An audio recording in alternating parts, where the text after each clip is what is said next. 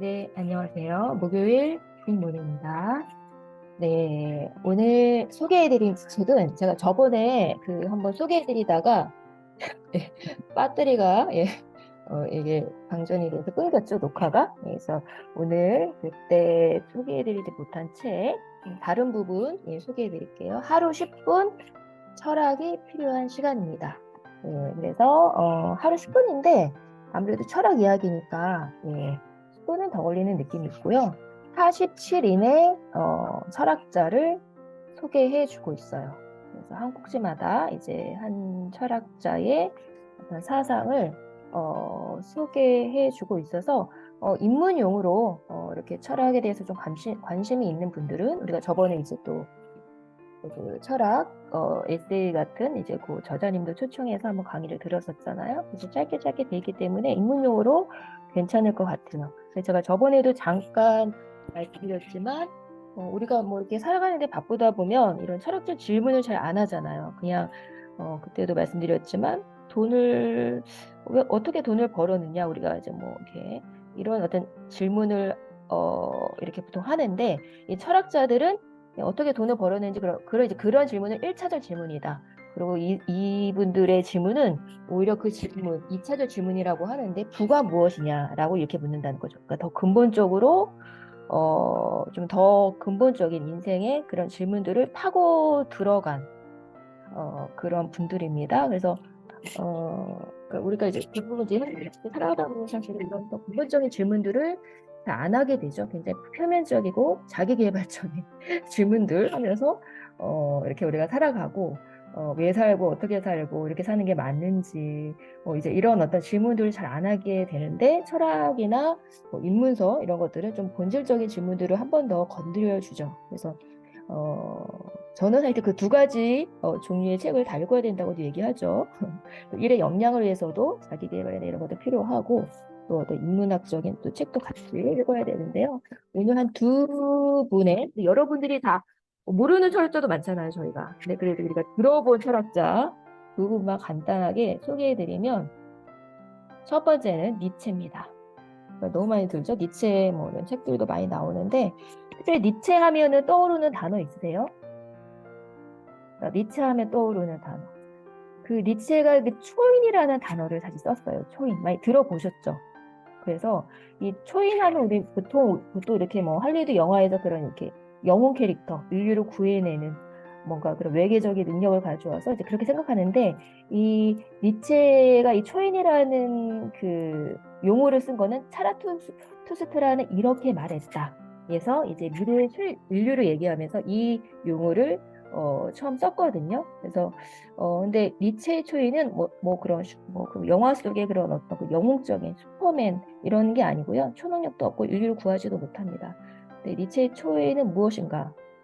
어, 그러니까 이 초이는 어떤 그런 걸 얘기하는 게 아니라 남들이 다 그렇구나 하니까 이제 그래 이게 아니라 그것들을 다 고지고대로 받아들이지 않고 다시 모든 것들을 이제 스스로 재정립해서 생각해 보는 그런 이제 사람을 얘기하는데요.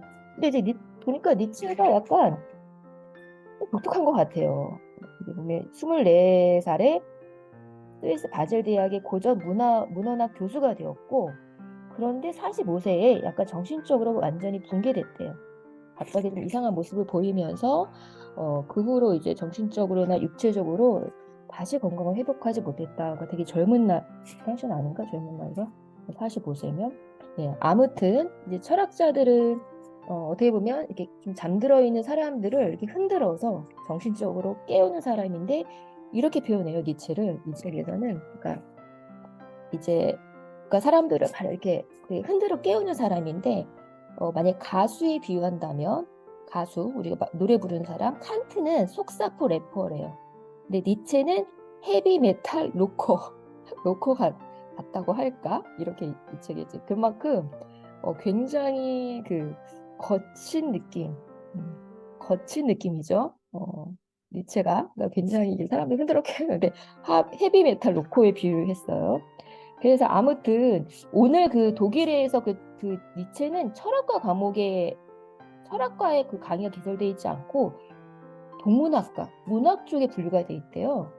그러니까 니체를 약간 이게 철학이지만 철학 시인에 가깝게, 그러니까 뭐 비유도 되게 많이 쓰고, 저를 철학 쪽도 그거 잠깐 읽다가 말았거든요. 좀 이상한 느낌. 막 비유 상징 이렇게 많이 이게 뭐지? 막 이래서 제가 읽다 말았던 기억이 있는데, 그러니까 그런 비유 상징 뭐 이런 것들을 굉장히 많이 사용하고 조금 뭔가 독특한 것 같아 이 사람이. 그래서 이 차라투스 누구가 이 책도 제목은 많이 들어보셨죠? 읽어보신 분도 있을지 모르겠어요. 이 사람은 이제 그 기원전 7세기에서 6세기 사이에 페르시아의 선지자 조로아스터고의 창시자였대요. 이 차라투스트가. 조로아스터가 빛과 어둠의 투쟁, 이제 이런 어떤 그런 것들을 막 얘기하면서 빛과 어둠의 이런 어떤 그 대화, 이런 것들을 얘기하는데, 뭐 니체가 이제 뭐 이런 선악 이원론이나 뭐 이런 것들은 뭐 이제 그렇게 추구한 건 아니었지만, 아무튼 이 차라투스트를 통해서 구현하고자 한 것이 초인이라 어떤 이런 어떤 사람이었어요. 인간이었어요. 그러니까 이 초인이 뭐냐면 우리가 뭐 어떻게 보면 기독교도 그렇고 뭐 조로아스터는 잘 모르지만 그 빛과 어둠의 투쟁 안에서 갈등할 거 아니에요. 그 안에 이제 굉장히 치열한 싸움이 있는데 그 안에서 어떻게 보면 자기를 극복해가는 그 사람을 얘기하는 것 같아요. 그래서 이 투스트라는 이렇게 되겠다. 인간은 짐승과 초인 사이를 잇는 밧줄이다. 그러면 이 짐승에서 초인 그 사이에서 어떻게 보면 치열한 전투를 하는 그런 존재가 아닌가. 그러니까 자기 자신을 극복하고 완성해가는 그 초인의 모습, 어떤 그런 의미에서 이 초인이라는 용어를 쓴 것 같고요. 근데 막 이런 얘기를 했는데 사람들이 관심이 없었대 처음에. 반응이 없는 거 군중들이 이제 이런 얘기를 막 무슨 뭔 소리야? 아마 이제 그랬던 것 같아요. 그리고 나서 이제 니체가 되게 유명한 말이 있죠. 신은 죽었다. 신은 죽었다. 그러니까 이 말은 뭐냐면 그동안에 그 유럽 사회는 이제 거의 몇천 년 그 기독교 사회였잖아요. 그래서 우리가 뭐 세계사 기독교인이 아니더라도 세계사를 배우고 하면 그래서 2000년 동안에 기독교가 그 유럽 사람들을 교화하는 역할을 이렇게 쭉쭉쭉쭉 해갔는데 어, 계몽주의가 들어왔죠. 그러면서 그러니까 그 전까지는 모든 기준이 신에서 나온다고 생각했는데 계몽주의가 오면서 이 고정관념을 깨뜨렸죠. 그래서 이 신이 죽었다라는 것은 우리가 오해하는데 진짜 그 뭐 하나님이 죽었다, 신이 죽었다 그런 의미가 아니라 우리가 벌써 뭐 이 사람 무신론자 아니야? 뭐 이제 그거보다는 이런 변화들을 보면서 사람들 안에서 신이 죽었다. 그러니까 이 종교의 몰락이 이제 오면서 결국 이제 허물주의로 갈까? 기준이 다 붕괴되잖아요. 그러면서 계몽주의가 오고 이성이 가장 최고다 뭐 이렇게 오지만 결국 허물주의로 갈 것이다라는 것을 뭐 예언하는 느낌으로 하면서 이 사람들 안에 신이 죽었다의 측면에서 이것을 얘기하는 게 아닌가 이제 그런 이제 생각이 들었고 그래서 뭐 니체도 종교가 사람들의 마음을 교화시키고 뭐 이렇게 이런 도덕관념을 공고히 하는 데는 순기능이 있다라고 인정은 했어요. 근데 딱 하나, 기독교에 기반한 도덕 그 자체는 불만이 많았대요. 이 말이 뭐냐 하면, 그러니까 고대 그리스 시대에는, 그러니까 기독교보다도 훨씬 그 전 시대죠. 그때는 귀족 중심이었어요. 그때는 귀족 노예가 있었잖아요. 계급이 있었잖아요. 그래서 모든 게 부유하고 권세 있는 귀족에 의해서 도덕이 결정된 거예요. 그러니까 귀족이 좋으면 좋은 거고 나쁘면 나쁜 거죠. 그러니까 노예의 어떤 기준이 노예가 생각하는 것이 들어갈 그게 없었어요. 신이 아니라 귀족에 따라 그 도덕이 결정됐다는 시기예요. 그러니까 노예와 약자들은 굉장히 무능하고 무력했기 때문에 뭐 이렇게 할 수 없었는데 기독교가 쫙 갑자기 들어왔죠. 근데 이 기독교는 뭘 얘기해요? 굉장히 가난하고 약자들, 그 당시 여성들, 힘이 없는 그 약자들을 대변했잖아요. 예수님이라는 이제, 그분이 이제 오셔가지고, 그래서 그분의 십자가에 돌아가시고, 그러면서 이제 많은 것들이 이제, 평등을 강조했죠. 그러면서 이렇게 전복이 되는 거잖아요. 전복이 되면서 이제 기독교 사회가 되어 가는데, 근데 니체는 이거에 대해서 기독교를 노예의 도덕관을 퍼뜨렸다. 그전에는 귀족의 도덕관이었다면 기독교는 노예의 도덕관을 퍼뜨렸다고 하면서 그러니까 이제 약자들이 복수할 그러니까 이렇게 좀 이게 좀 독특하더라고요. 약자들은 복수할 능력이 없기 때문에 용서와 이해를 권장했고 강자에게 맞설 수 없었기 때문에 겸손과 순종을 미덕으로 여겼다. 그러니까 기독교에서 이제 그 용서하고 뭐 겸손, 순종 이거를 굉장히 독특하게 본 것 같아요. 이게 복수할 능력이 없었기 때문에, 그러니까 힘이 없었기 때문에 강제하게 봐서 좀 독특하지 않아요? 그래서 겸손과 순종을 미덕으로 여겼다. 그래서 이거를 굉장히 제가 봤을 때는 나약하게 본 것 같아요. 그러니까 이거는 약자들에게 이미 자기의 그 무력함을 정당화하는 수단이 됐다. 약간 독특하지 않아요, 관점이? 그래서 그 부분이 기독교에 대해서 그 종교의 순기능을 인정하지만 불만이었던 거예요. 그래서 니체가 보기에 기독교와 술은 유럽 문화에서 가장 지독한 두 마취제였다. 그래서 이 사람은 술도 안 했고 기독교도 안 믿었나요? 아무튼 기독교를 좀 굉장히 약한 종교로 본 것 같고, 이거 니체의 해석이죠. 니체의 해석. 그래서 초인이 뭐냐면 이런 전통적인 도덕 규범의 구속을 받지 않고 자기 본성에 속한 욕망, 충동, 격정을 이렇게 긍정하면서 자신의 생명력을 마음껏 분출하는 사람. 그러니까 뭐 이렇게 기독교 하면 되게 뭐 참고 인내하고 뭐 겸손하고 순종하고 뭐 이거를 이제 마음에 안 들어하고 그러니까 본성대로 생명력을 마음껏 분출하는 사람. 그래서 여기서 뭐가 나오냐 하면 독서법에서 많이 나오는 그 비유, 고미와적간도 얘기하고 그 전에 많이 독서법에서 이 비유를 되게 많이 쓰거든요. 낙타, 사자, 어린아이가 여기서 나옵니다. 그래서 이 책에서 이제 니체가 정신의 변화의 세 단계로 낙타, 사자, 어린아이 단계를 얘기해요. 그러니까 낙타는 끊없이 무거운 짐을 지고 이렇게 인내하는 형이잖아요. 버티는 거. 우리가 처음에 독서할 때 버티죠. 처음 초보자들은 책도 안 읽히고 막 앉아서 막 새벽에 특별히 처음에는 막 습관이 안 되셨을 때는 조시고 막 버티고 몇 장 못 읽고 막 이러는데, 근데 이제 어느 순간 그거를 지나가면 사자가 돼요. 막 책도 이제 쌓여가면서 내 안에 자존감도 쌓이고 뭔가 존재에 힘이 생기는 것 같고, 그러니까 이제 힘이 생기죠. 내적으로 존재가 변화되고 있으니까. 그러니까 어떻게 돼요? 사자처럼 자유롭고 진취적이고 자신만의 사막에서 왕이 되는, 거대한 용과도 싸워서 이길 수 있는 그런 어떤 그 용기들이 생깁니다. 그러니까 그 의지들이 막 생겨요. 해야겠다라는. 그런데 마지막 단계 어린아이에서는 뭐가 돼요? 뭔가 이제 용기가 생기면서 거기서 머물지 않고 더 자기에 대해서 확신을 갖고 막 자기 안에 있는 본성 안에 있는 그 생명력을 마음껏 긍정하면서 진출해가는 그 어린아이, 어린아이가 자유롭다.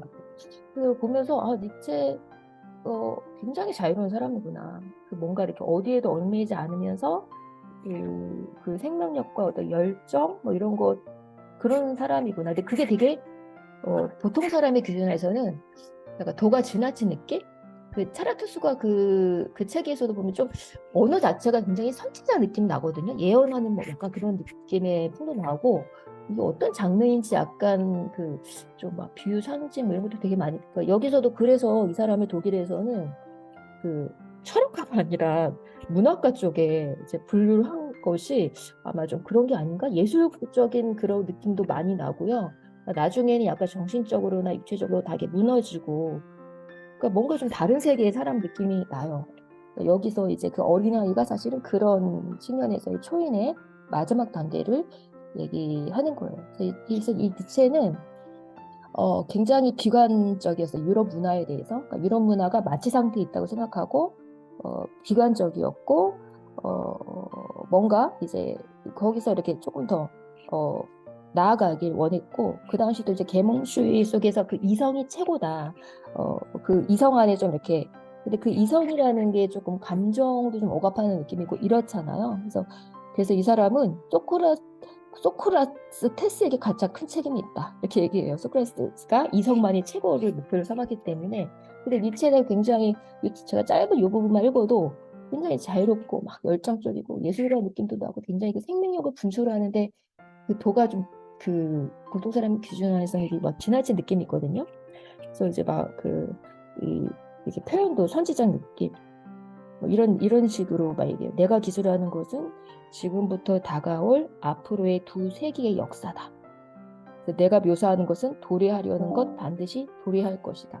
약간 선지자 느낌으로 막 예언하죠. 그것은 허무주의다 이러면서 막 미래를 예언하는 느낌의 이런 투도 쓰고, 그래서 우리가 뭐 이런 계몽주의가 오고 이런 허무주의로 갈 건데, 이거를 극복하기 위해서 그런 이제 뭔가 초인의 그것들 다 극복하는 그 뭔가 초인의 단계를 제시하는 것 같고, 그래서 이 니체의 언어 스타일에 대해서 오해하고 뭔가 이런 사람도 굉장히 많았을 것 같아요. 여기 이 책에도 뭐 그런 얘기 오해하고 좀 그럴 것이다 이제 이렇게 말해서 이제 그런 이제 이 초인에 대한 부분들을 잠깐 설명드렸습니다. 하나 더 소개시켜 했는데 시간이 너무 돼가지고요.